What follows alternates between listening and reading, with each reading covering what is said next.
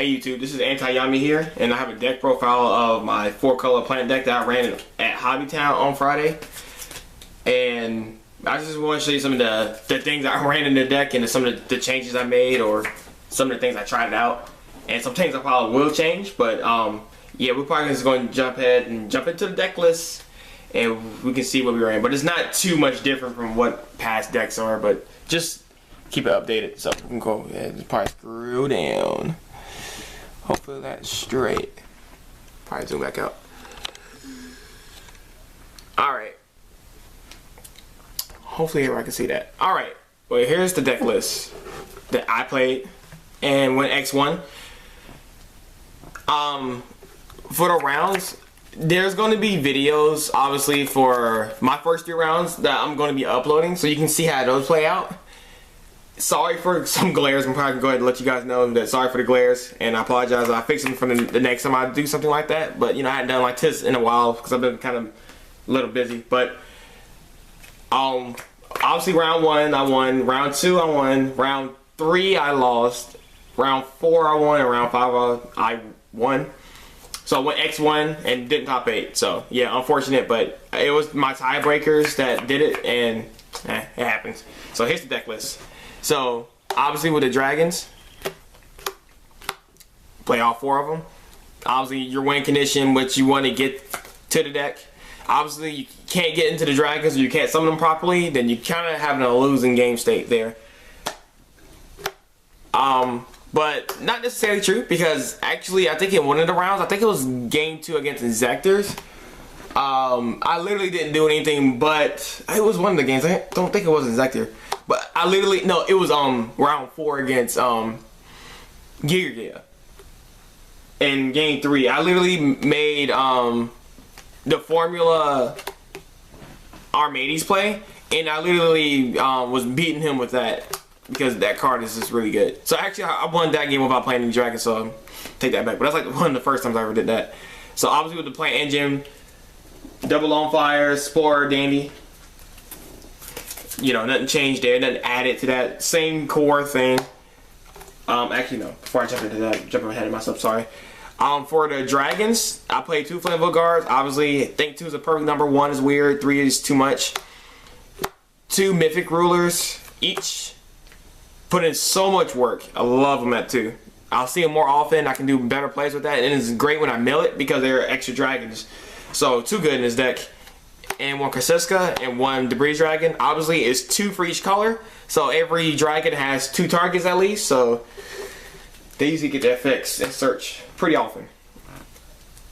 And for the card engine, I played double card Cardi and double card Trooper. Obviously for the plant engine, and I mean for the card engine, and obviously that puts me at 20. That put me at 20 monsters. So that's it for that. For the spell and traps, I play, for 3-0s, I play triple Dragon Shrine.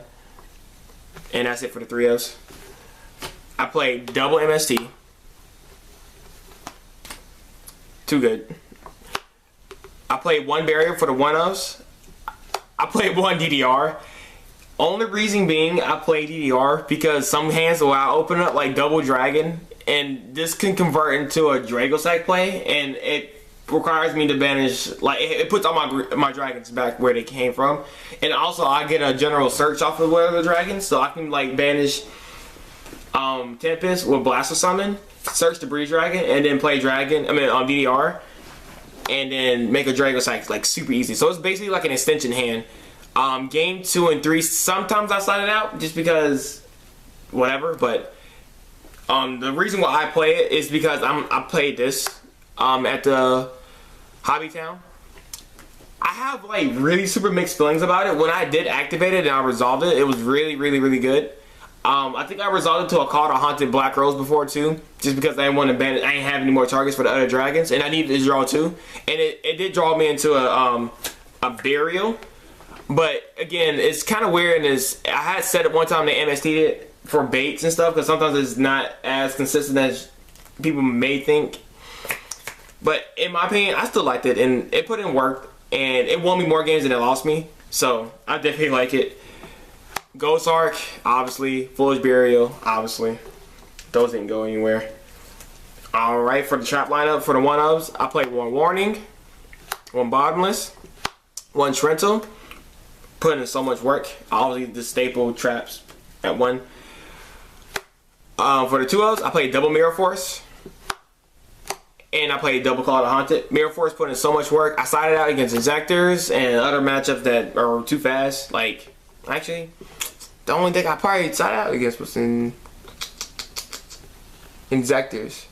I think I sided 1 out against Gear for a reason, but it was just for whatever reason. And for the 3-ofs, and obviously the trap card of the deck is the triple skill drain. Probably the trap card that won me most of my games.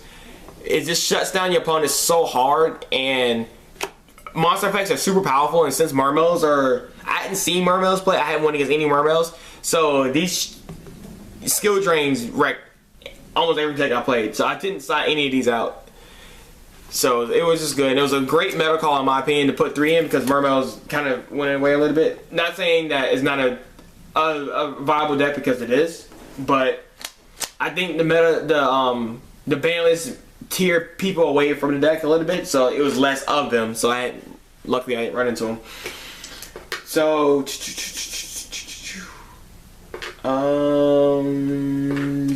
we're probably going to the side deck. I mean extra deck. I'm sorry for taking so long. Okay, side deck. I mean extra deck. Nothing changed really.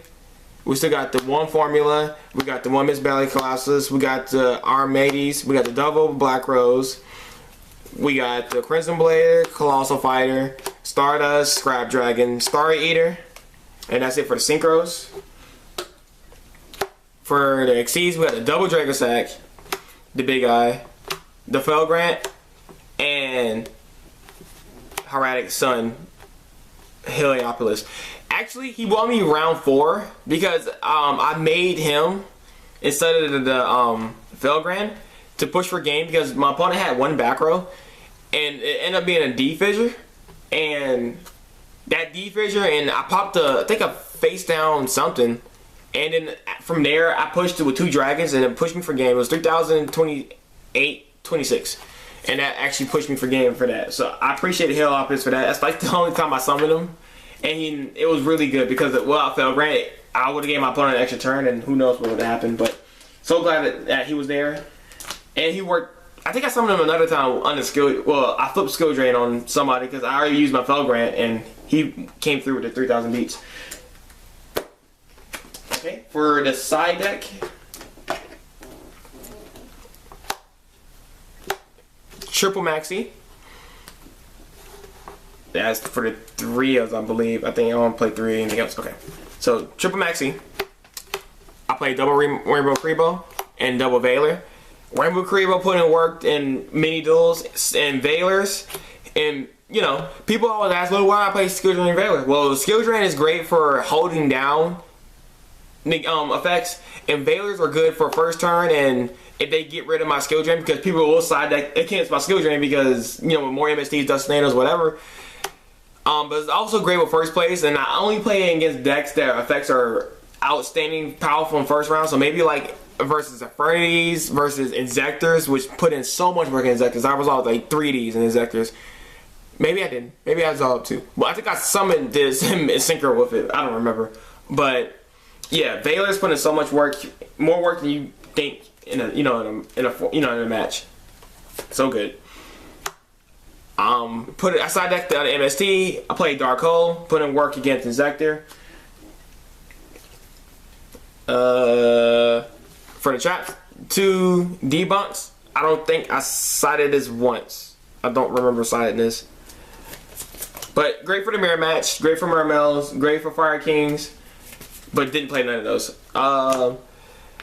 Played double Full House, Metal Call. I would never play this again because the lack of Fire Fist and the lack of other face-up cards, and in my opinion, for this locals, tier me to not play this. Like, I think I sided only once in a match and didn't use it or whatever, but you know, it's still an okay card and it's still really good in time. But since I don't play Reckless anymore and I don't have any many face-up cards, minus the Skill Drain and Call to Haunted, not really worth it. I'll probably play Dust Tornado and be fine with that because I don't really need to pop like the whole back row anymore. It's not that scary to me. And The card that I love far out, probably my favorite side deck trap, is the Horner and Black Hornet Heavens. Like they put in so much work because a lot of decks have to use their extra deck to go into a lot of plays. So if their main deck are really weak, especially with skill drain on the field, they're really small. Like they can't do anything. So Black Hornet Heaven put in a lot of work to make your opponent go into exceeds, or you know, some decks have to exceed. You know, maybe like Fire Fist, or maybe like Bujin sometimes against me, or maybe like every deck has to do it. Or they have some kind of weird summon to where like Heretics, or maybe like Piper, you know, because you know Piper was played this weekend, and it can stop like the BLS or whatever. So you know, it's just really good. It's a really good card. I think a lot of people are main decking it now, but I don't know. I think more stunning decks are main decking it. Like maybe like Geeky could main deck it or whatever, but my deck is not stunned, so I don't main deck it. But really good. Alright, that's my deck profile. I hope you guys enjoyed it. Peace.